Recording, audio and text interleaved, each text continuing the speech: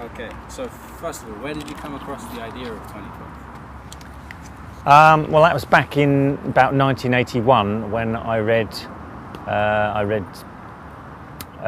The Cosmic Trigger, Final Secret of the Illuminati, a book by Robert Anton Wilson, in which he summarised a book by Terence and Dennis McKenna called The Invisible Landscape.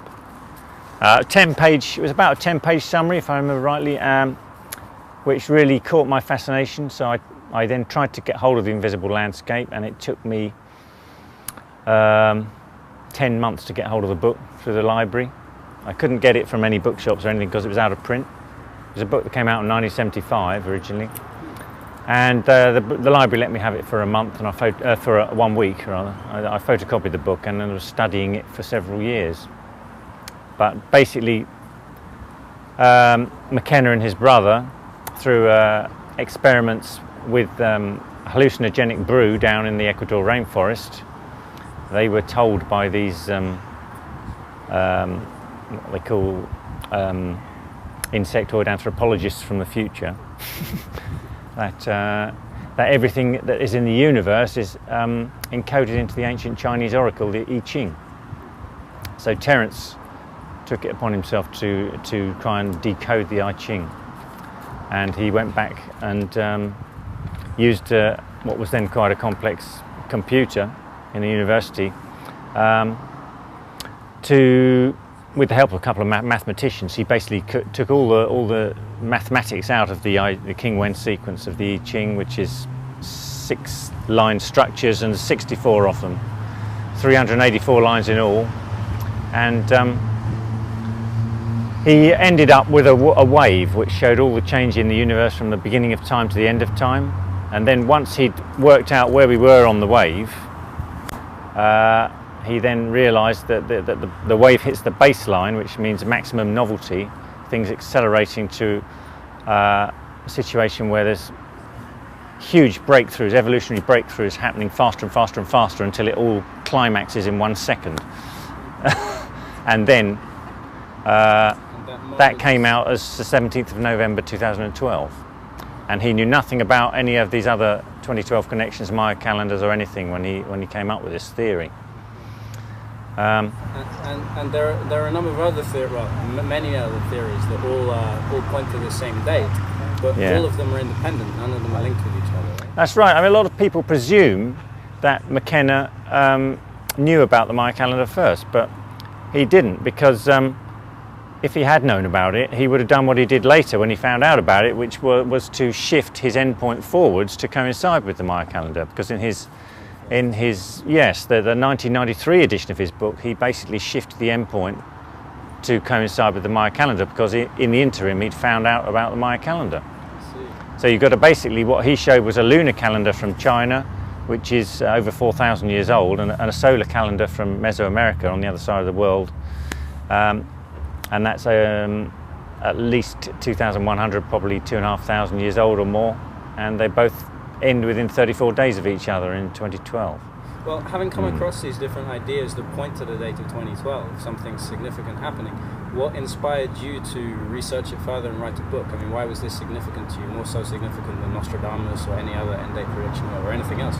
Well, basically, all the other apocalyptic dates, doom dates, and that kind of thing that had been put forward before were almost exclusively all based on one source, which is the Bible. The new thing about this was it came from initially I found 2 different sources from opposite sides of the world, both pointing to the same point in time. That's what really caught my imagination, because the Bible, I mean, yes, it's been, you can use the Bible to prove anything. So basically what I did, I then had to try and find someone to talk to about it.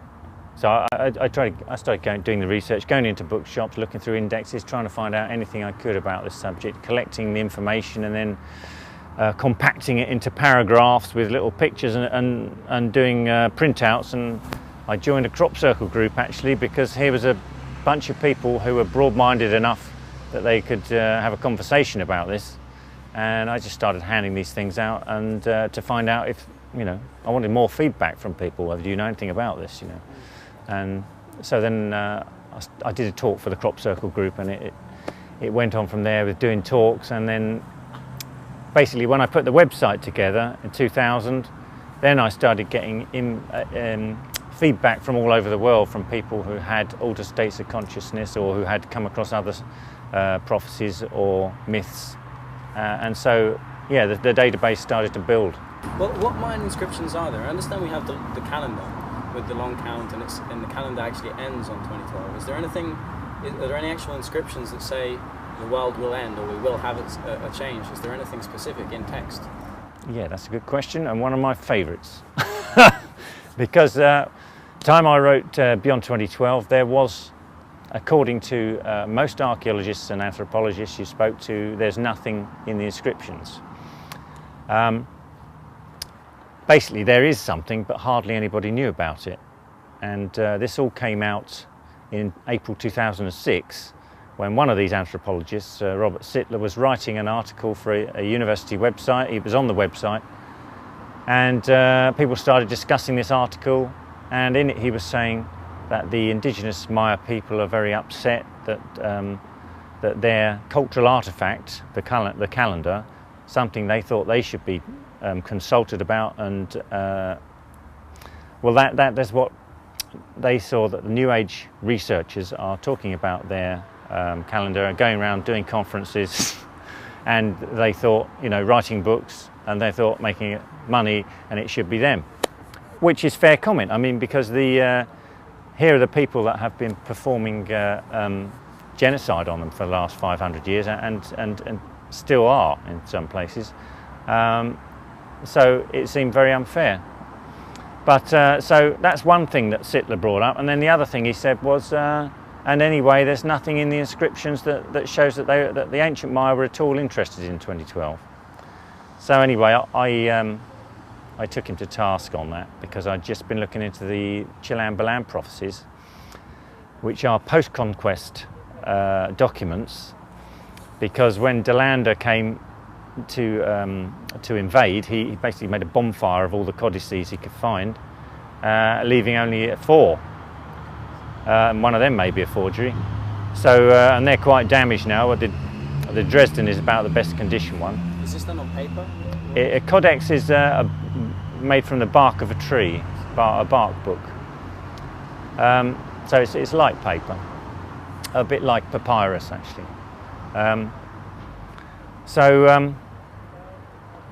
What the Mayanists have told us about these Chilam Balam books is that the prophecies in them are about something that's all over and done with 500 years ago, because they're mainly Khotun prophecies, which is about, see, at the end of the Classic era in 900 AD, when the Maya abandoned their cities and moved into the lowlands, they lost the long count. They abandoned that, and they started using a calendar that's 20 times shorter, called the short count, which instead of consisting of 13 Bactans, 13 400-year cycles, it's 13 Khotuns, which is around 156 years in total. So that it seemed that all the prophecies that were associated with those 13 Khotun cycle, the short count, were all over and done with, because it's such a short cycle. But according to one of these books that I'd been looking at, which is not an easy book to find, the Chilam Balam of Tizimin, translated by Maud McKempson, she'd found some solid linguistic evidence that some of those prophecies had originally applied to the end of the long count calendar. They'd retained the prophecies, junked the calendar, and applied the prophecies to the end of the much shorter calendar, the 13 Khotun cycle.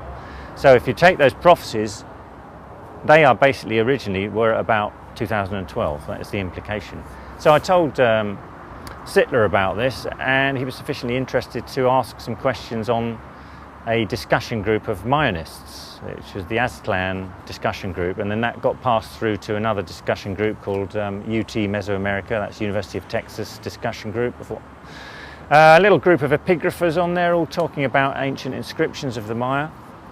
And one of these is Dave Stewart, one of the world's top epigraphers, and this time Sittler had asked before, but only vaguely. This time he asked a direct question: is there any inscription of the Maya from the classic period that it mentions the end of the third Imbacton cycle, in particular 2012 in other words. And so David Stewart came back and said actually there is one inscription, and it's what I'll be talking about later. It's on a monument called Monument 6 from a place called Tortuguero, which is in Tabasco region of Mexico, not that far from Palenque. And what it says, I mean, this is originally a huge T-shaped monument. The left-hand wing is missing, they've never found it. The rest of it's been cracked up and it's in various people's different hands. Some of it's in the local museum. 2 parts are in the hands of a collector they've lost track of who that is. 1 bit's in the American Museum. But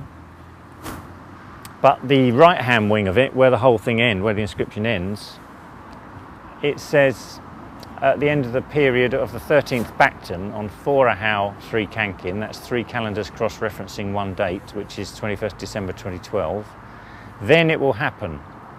There'll be darkness, and the Bolonyoktiku will descend to the Bolonyoktiku are the 9 support gods, or there's various other names for them, 9 dog tree, or the god of 9 steps, 9-footed god. It's basically a group of 9 gods that are also seen as one god collectively. But we can't. Supporters of the world or something? Well, I don't know why they call them the 9 support gods. Having looked into who they are, it's just one of those. Seems to be one of those Mayan terms that have been used. I haven't really worked out why they've used that term yet. But they were present at the last creation, and they'll be present at the next creation. But basically it's saying that these 9 gods are going to return. You can't quite finish the sentence because there's damage to the last glyph. But some of those things, that there will be darkness and the return of 9 gods in 2012, the end of the third Imbacton cycle, those are basically what I just found in the Chilambalams and told Sittler about. So it seemed to be confirmation of what I just found out in the Chilambalam, so that really impressed me. So it's confirmation of something, but it doesn't say the end of the world. Oh no, no, no. That's the only. That's the only thing we've got in an inscription form, and it's supported by what we have in the post-classic Chilambalam. So what you have also is in the Popol Vuh myth. This is something that they now goes way back to the beginning of Maya civilization, but that again was only actually written down, well, we've only got records of it that are written down in post-conquest times, but they now know from inscriptions at places like Itzapa that the myth goes way back. And this describes various past eras. I mean, it's very obscure, this myth, just to the extent that people can't even agree on how many eras are represented there. Some, on a basic level, it seems like 3. Some people have said 4, and Gordon Brotherston, who's a professor, he says that there's 5 eras represented there, which would make it equivalent to the eras of the Aztecs, for example, or the Zuzuzul Maya, who a group that still exists today and have their own mythology about 5 eras. But each era, it seems that each era, mankind is done away with and replaced by a better model. Okay, so the end of the last, so we're in the 5th sun now, right? According to the Aztecs version, we're in the 5th, and according to Brotherston's version of the Popol Vuh, we're in the 5th. And the Zuzuzul Maya were also in the 5th. So what happened at the end of the last Mayan, long count, the last age, at the end of the 4th? So there was a big cataclysm, like a flood or something like this? Well, yeah, there's more. It is very similar to that. Yeah, I mean, it's hard to piece it together from the Popol Vuh, but if you go to the see, all this was probably in those documents that they made a big bonfire of. But if you go to the remaining Aztec documents, they cross-reference what's at the centre of the Aztec sunstone, that there were previous eras that ended, that were, they were named after their last, well, they were named after one of the day signs, which corresponds to the method by which they were ended, which does sound fairly catastrophic, because you've got the wind god is one, represents one of these. That represents an era that ended with hurricanes, and then you've got a jaguar, which represents, according to Brotherston, that represents an era that was ended by eclipse, when they thought that monsters came down and ate people. Then you've got one represented by rain, which is a rain of fire, so that's probably volcanic lava and volcanic ash. And then you've got water, which represents flooding. So you've got those methods of all the past eras ending, and the current one in the middle is represented by the sun god Tonatiuh, who's shown with human hearts in each hand, because that's who they sacrificed to in order to stop this current world from ending. But the archaeological interpretation is that the current era is called earthquake, because the whole of those 5 central eras are encapsulated within the sign Olin, which means movement or earthquake. Okay, so it would imply great movement of the earth and maybe the sun exploding at the same time? Or you could interpret it like that. But the thing is, we've got to remember, is that the Aztecs were living in quite a zone where there's a lot of earthquakes and volcanic activity, so it could be, you know, a localized. Well, do we have to take their prophecy seriously? I mean, okay, so we can tell from their calendar when the end of the last 4th sun was and when the end of the 5th world was. Do we have geological evidence to back up a kind of cataclysmic scenario at those times? There is actually some ice core evidence. I think it's from a mountain in Tanzania mainly. Lonnie Thompson is the man who's done the ice cores, and he's found that there was a worldwide climate change. I think it's called the Pura Oscillation, around about 3100 BC, when this current era started, according to that long count calendar. Yeah. I see. So where did they get this calendar from? I mean, how did they come up with this? Why did they settle on well, this date? They think it was developed by the Olmecs, who are the older civilization, and possibly in the town of Izapa. There's some agreement among. The trouble with this whole field is nobody agrees with each other, so it's hard to make any definitive statements about anything, you know. But it does seem that quite likely that the Olmecs developed the calendar in Izapa, which is a town on the Pacific coast, just on the borders of Guatemala and Mexico, and that the Maya inhabited that town later, and that they took that calendar over there. There's no inscriptions at Izapa though to help us out, but there are, there's no glyph inscriptions, but there are inscriptions from the Popol Vuh myth, and John Major Jenkins has made much of those in his ascertaining that the reason for ending that 13 Bacton cycle in 2012 is because there's going to be this conjunction of the winter solstice sun with the galactic equator, which he calls galactic alignment. So what does that mean for us? If we see this sun going through the galactic alignment, what does that mean? Well, again, there's a big difference of opinion here. There's circumstantial evidence that there may be some side effect from that actual alignment. First of all, we have to take into account that, astronomically speaking, I mean, well, the first, because another thing is, at the moment, what with the media getting hold of this, and the big, especially as there's a big Hollywood film coming out in November, everyone's starting to get on the gravy train here, and the media actually are only interested in one headline, and that is the world's going to end in 2012. Whatever you say, that's what they twist it into.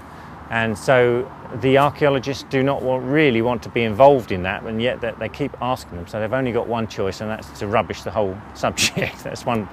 So some of the things that they bring up in order to diss this subject are interesting points, but it can be quite complex to get into them. But basically, one thing they say is that the centre of the galaxy, astronomically, is not something that is being eclipsed by the winter solstice sun in 2012, and that's because the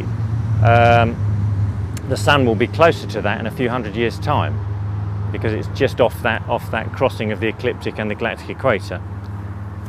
But that's not what Jenkins is saying. He's saying that that is the visible centre of the galaxy, the big bulge at the centre of the galaxy with the dark rift, which the Maya saw as the crocodile's mouth or the mouth of the jaguar toad. And they depicted the sun being reborn in that as the sun god One Hunahpu stuck in the mouth of this toad, jaguar, snake, whatever the animal is that they represent it with. That seems to represent this alignment. So okay, if you accept that it's not talking about astronomical galactic centre, which is only visible with a radio telescope anyway, you know, they were visual astronomers.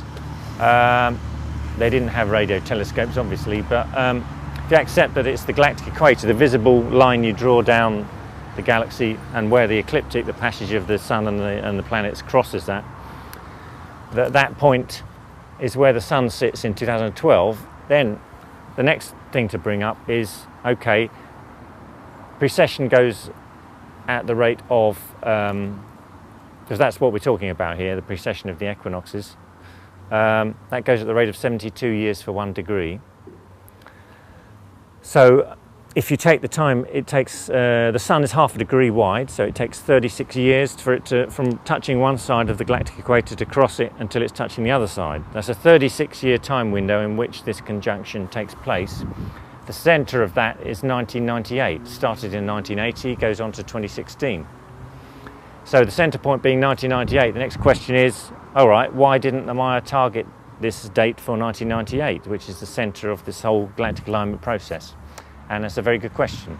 There's probably 3 answers to that. The most obvious one, which the Mayanists are trying to insinuate, is that that it's irrelevant. That it's, but basically that, in other words, because there's a 14-year error, everybody's got it wrong, and the Maya weren't targeting that. The second is that because it was visual astronomy, they may have made a miscalculation by 14 years. I've got my own reasons, for, which I can go into in a moment, for not really going with either of those two. I think it's possible that either in 1998, at the centre point of this process, something kicked off which then builds up to a crescendo in 2012, which the Maya foresaw. You know, so at the centre point, something starts to build till it hits a crescendo, and then something happens in 2012, and they shamanically foresaw that. That's one possibility.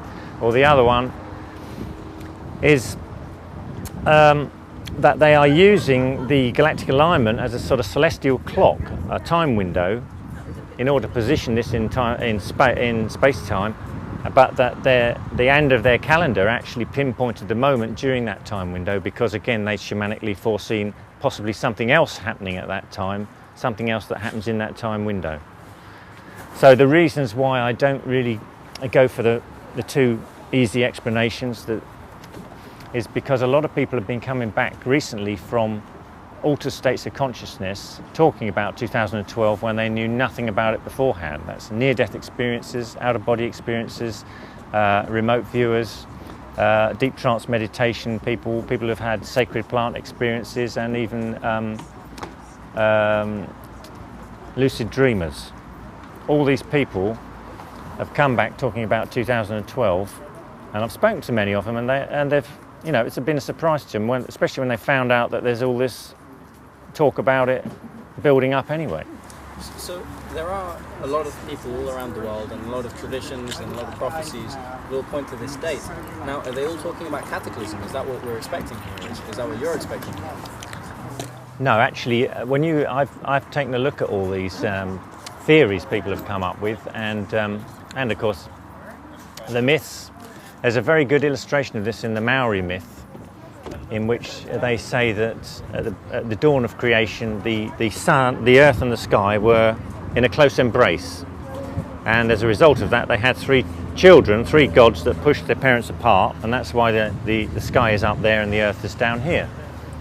The second part of that myth says that one day, when the children of the war god, that's their name for mankind, when we are no longer taking any notice of the old myths anymore, that's when their parents will take that moment to come crashing back together in a process called kahinga tiarai in the Maori language. That means the curtain will fall. So this sounds on surface level like bad news. It sounds like it's the end of the play and it's all over. But in fact, one of the younger Maoris asked the elders about this, and it transpired two of those words in the phrase had mutated over the years. The word for curtain was originally veil, and the word for fall was originally dissolve. So it should be the veil will dissolve. And they have said this is happening in 2012. And the word veil is the word they used for the veil between life and death. And so what does that mean for us then? That means presumably rather than a straight, nuts and bolts cataclysm, we've got some sort of dissolving of boundaries and actually, exactly. We're going to kind of open up to a new dimension or something. That's what I think. And it could be, it could be a personal cataclysm for people who are not prepared for it, if you like, mentally. Because I think it's a huge shift of consciousness, and that for those who've got a lot of bottled up stuff, see, there's some evidence that we have, all those altered states of consciousness have one thing in common, and that's dimethyltryptamine. Because Rick Strassman's work, as you know, he's found that at birth, death, and during mystical experiences, which covers all those altered states, the pineal gland produces its own supply of dimethyltryptamine, with the exception of the sacred plants, because then you're taking it in from outside. So it seems that molecule somehow has given these people, including the Maya, because they also had access to that molecule in the form of the toad venom and a modified version of it in the magic mushroom they took. And McKenna, who had that same mushroom in combination with the ayahuasca vine to give him the vision that gave him the 2012 information from the I Ching. So the DMT molecule is produced internally, and there's some evidence that movements of the Earth's magnetic field can, probably because of the fact that we have crystals of magnetite in the pineal gland, can set off an internal secretion of this chemical. And some scientists are now saying we're in the beginnings of geomagnetic reversal. So just say, for example, that there was a huge solar storm in 2012 and a big movement of the Earth's field that could cause a lot of people to start hallucinating. If they've got a lot of buried material, as in schizophrenics, that's the first thing that comes up and confronts them visually, their own repressed complexes and shadow material, if they haven't dealt with it. So that could be, if you like, a personal psychic cataclysm. That it would be handy if people have, are aware of what's going on and are prepared for that in some way. So what you're talking about is a potential mass release of DMT in our brains and mass collective consciousness kind of ascension. Yeah, I mean, this idea was put by a friend of mine to Rick Strassman himself, and he actually said he'd been nursing a theory along these lines for some years, and his version of it was that by some environmental trigger, something would happen whereby some codon would be carried by a common cold virus or something like this, which would trigger everybody at the same time. But what I didn't say earlier was that the circumstantial evidence that the actual galactic alignment itself may have an effect comes from two separate sources, one of which is Simon Schnoll, who was doing work about 30 or more years ago as a student. He was working with biochemical reaction rates and radioactive decay rates, and he did more and more experiments, and you should get a smooth bell curve the more experiments you do, according to his professor. But in fact, he was getting spikes on the graph the more experiments he did, and he couldn't understand it. And the professor just said, don't worry about it. But over the years, in his spare time, he did more and more experiments, collected the database. When computers were available, he was able to work on that database and realised that two of the major spikes he were getting related to a sidereal year and a sidereal day. So that is a day in relation to the stars and a year in relation to the stars. In other words, some energy affects our internal chemistry, neurochemistry, biochemistry, and it works via our relationship to the stars. All the stars we can see are in our own galaxy, so our relationship to the Milky Way can somehow affect our own internal chemistry. That is one point. And the other one is that a guy called James Spottiswoode was doing research on ESP, and he found that when the galactic centre was on the horizon, that there was a huge jump in people's ESP abilities. So as soon as it popped up over the horizon, people's ESP abilities sort of multiplied.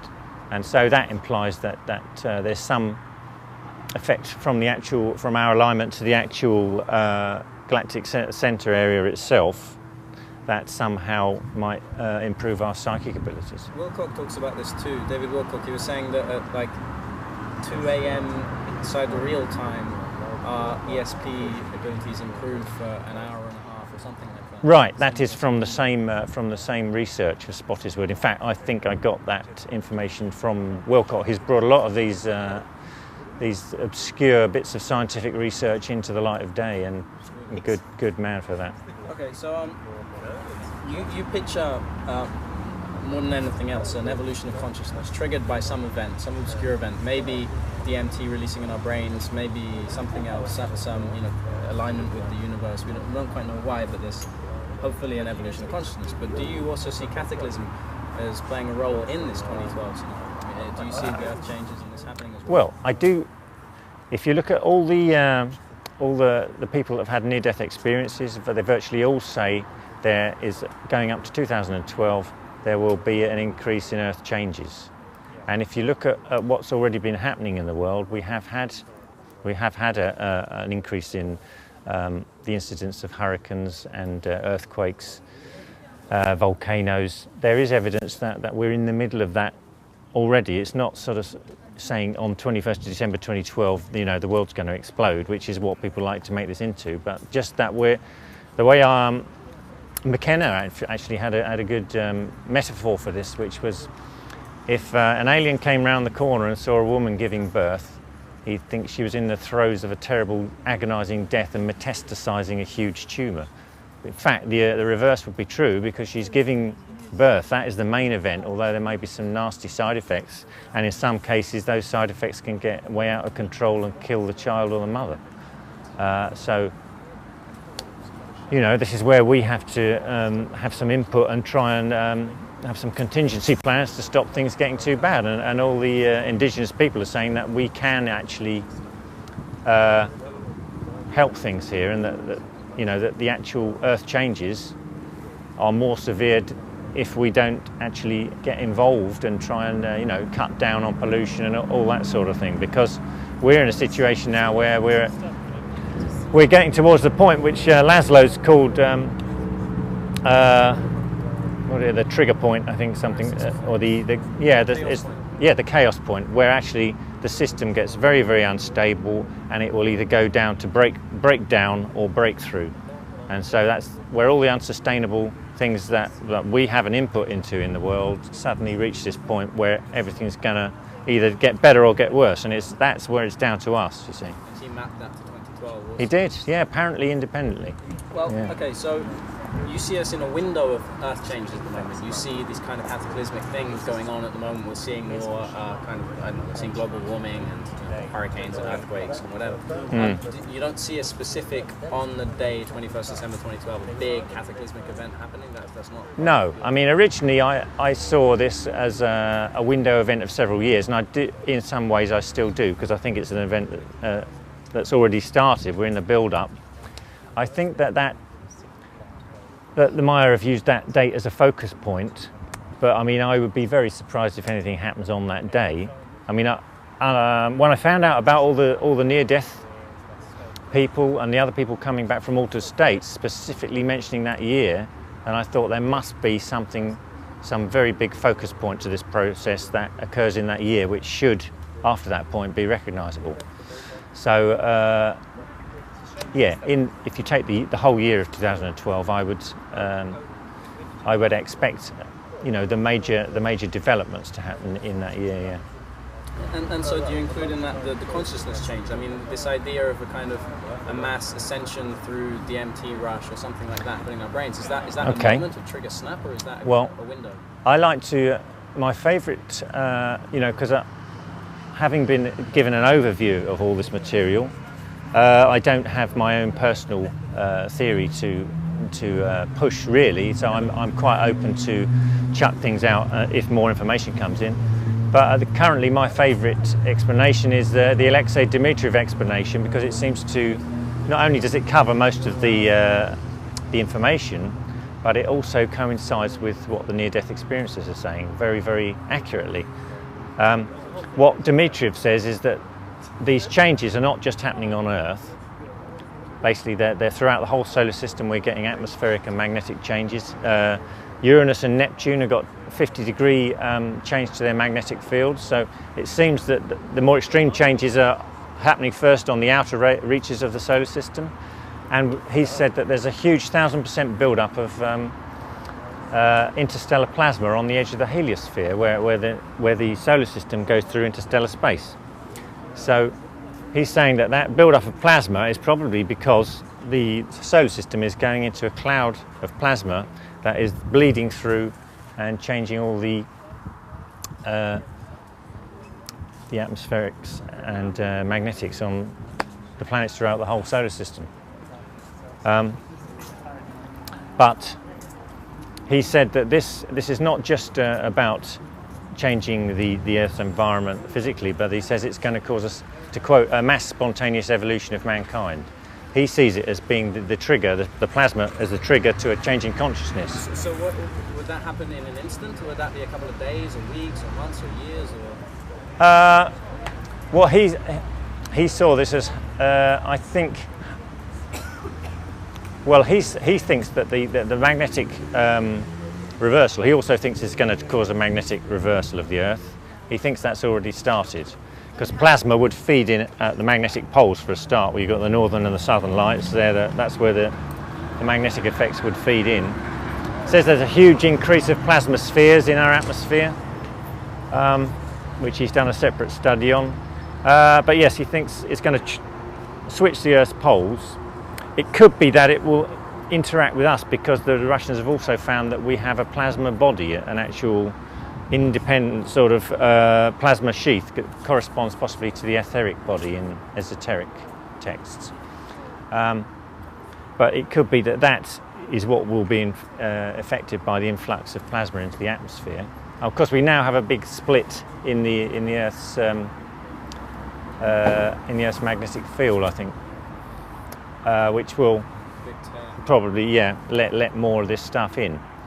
But where I go for the timing guide is because it sort of relies, it correlates so well to what Dimitri said, is Daniel Brinkley's near-death experience vision. Brinkley was hit by a bolt of lightning in 1975. He shot out of his body straight away, and in the ambulance his heart stopped and he was going down a tunnel. His heart was stopped for 28 minutes. He went down a tunnel into a bright light, and he then had a life recall experience, and then he was given 300 prophecies from the future, where he was taken into scenes from the future and sort of living them. Of those, 117 were major world events, including Chernobyl and the fall of the Berlin Wall. And by 2002, I think it was, there was only about 17 of them left to come true. And they basically culminated around 2014. It said the Earth changes will keep going on, getting more extreme, especially between 2011 and 2012, and that at that time there would be the arrival of a form of energy which has not existed in this part of the galaxy for a long time. That would cause an evolutionary opportunity for mankind, and then between 2012 and 2014 a magnetic reversal. So I see the whole process as culminating really by the end of 2014, because his description is so similar to Dmitriev's scientific explanation of what's going on, and he gives us more of a time scale on it. So, okay, so he's talking about after 2012 things happening. How about the mind? Did they say, okay, we've got all this stuff happening, then 2012 we got the death and rebirth, perhaps. But did they say anything about after 2012? There's only one inscription. I mean, a lot of people don't even like to admit that there's one inscription, but there is one inscription that dates something after 2012. It's at Palenque, and basically it is a case of the king of Palenque. Possibly, it's thought by some minus this just come out in the last couple of months, that he may have done this in response to the king of Tortuguero, who referred himself to 2012 as a sort of the way they big themselves up to an event in the future by the something about the date when they're born or when they're crowned, you know, when they accede to the throne. If there's a repetition in the date somewhere in the future, they say a reference to this future Bacton endpoint somehow improves their status. So they think that Pakal might have tried to outdo the Tortuguero king by putting a date further into the future to refer himself to, you know. But it's about, it's basically the end of the Picton, which is, now we're at the end of the 13th Bacton. If you go into the extension of the calendar, which they used only for, this is getting into another controversial calendar area, but basically the way I see it is they used the 13 Bacton cycle for measuring anything below 5,125 years, 5,200 tons. If they want to talk about mythical time that goes beyond that boundary, they would then use bigger cycles which go to huge lengths. And there's a 20 Bacton cycle called a Picton. Well, Pakal referred himself to the end of the Picton, which is about 4,472, I think, in AD, something like that. So it's not, the Mayan calendar itself doesn't necessarily end on 2012. There is continuing time. No, I mean, the implication is that there is a sixth era. If you go to the Hopis, for example, they have 7 eras, and we're in the 4th, approaching the 5th. Okay. They're world eras, or worlds they call them. And they see them as a birth, interestingly, like a birth process, which is a rebirth and an upgrade for mankind each time. It all fits in very well. So it's not the end of the world, it's just the next step. And I think whatever's happening has happened before, except that we have, you know, each time it's like a spiral, you go up one step. So, I mean, it could be we're going on to the next level. In the Peruvian myth, it's the beginning of the next level of mankind, which some of them are calling Homoluminus, you know, with a visible shining aura. This is what's coming out of Peru in their prophecies. That around 2012 you'll get the first examples of this person emerging. Well, okay, so we've got to take the Mayan prophecy seriously, because we've seen from their last ages that ended, we've seen geological evidence that something happened, and they're talking about the galactic alignment, and we've seen with our science that it's true. We are going to be in the center of the galaxy at this point. I mean, and they've got an inscription, so we can take them seriously. The I Ching, that's another thing that, you know, it's something for us to think about. We know about the sunspot cycle culminating in 2012. We know about the Hopi prophecy. Is there anything else that we really need to take seriously? Something that maybe people don't know about? Is there any other kind of prophecy or scientific evidence or anything that we need to specifically look at and be aware of? I think we've covered my favourites, if you like. Yeah. But yeah, always be open to more, because we just don't know it all. This is the thing. There's always more information coming in, and the more people that are looking into us, the more likely we are to get that information. Okay. Well.